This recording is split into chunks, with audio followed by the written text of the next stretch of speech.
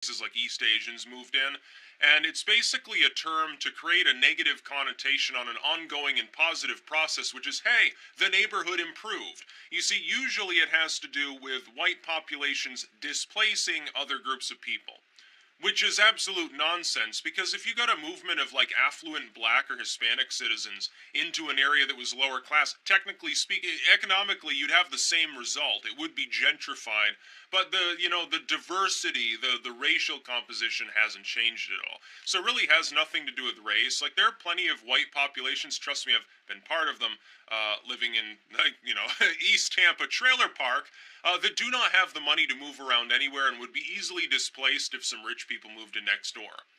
A handful of like black PhD holding families could move in to one of these predominantly white like trailer parks on the margins of some of these southern cities, and it would completely destroy the lives of those people. They would have to flee, and most of the time they got maybe $10 to their name. They're the sort of the population, these like the payday loans and stuff. I've been part of this before. I've actually lived under those conditions. We're not talking nice trailers either. We're talking conditions that would be considered generally unlivable, on par with the third world situation. I'm not making an exaggeration there. I've lived in such situations.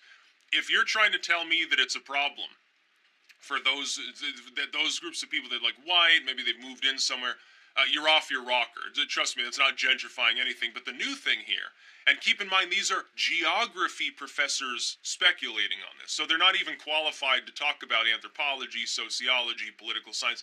They do geography. That's essentially, hey, I know where these countries are. I know about these mountain ranges and stuff like that. That has nothing to do with environmental gentrification. And there's their new term that they've invented: environmental gentrification. Wow, how scientific sounding. The idea is literally, this is literally what they're talking about. Farmers markets become white spaces. They go into an urban zone, an area that's diverse, as in, heavily minority, a majority minority, you could say. And the farmers market comes in, and most of the people going there, they're white. They come from a surrounding neighborhood, and they're like white or East Asian or something. So that's a problem, because it's like it lacks diversity. Absolutely, totally wrong.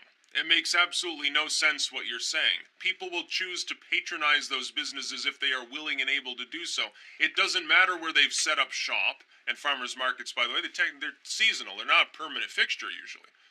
And now I would say another idea is like put a bunch of urban gardens in, and you should charge people like $2 to have a fucking garden plot or something.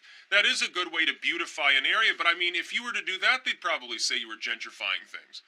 They'd probably say, "Oh, well, this is going to beautify the landscape," and pretty soon they'll be like art, and then they'll be like, modern artists will come in and cover up all the authentic, all-American minority graffiti with their evil white demon letters. They actually believe these things. I think here's the real funny part for me. Beyond the claim that a farmer's market can be racist because too many white people, as though that very statement isn't, can we be honest enough to say that it's racist to actually say that? Can we be honest intellectually to the point where we start holding, people who say, well, I'm an academic, I've got like a master's degree or something, to some degree of standards when it comes to their, they would jump down your throat if you make any declaration that's not part of Diversity 101, they assume that you're racist, you're a bigot. But yet they sit there spouting off about race to such an obsessive degree, I have to assume that they think about it an inordinate amount. And they all seem to hate a certain race of people. I can't quite put my finger on which one it is.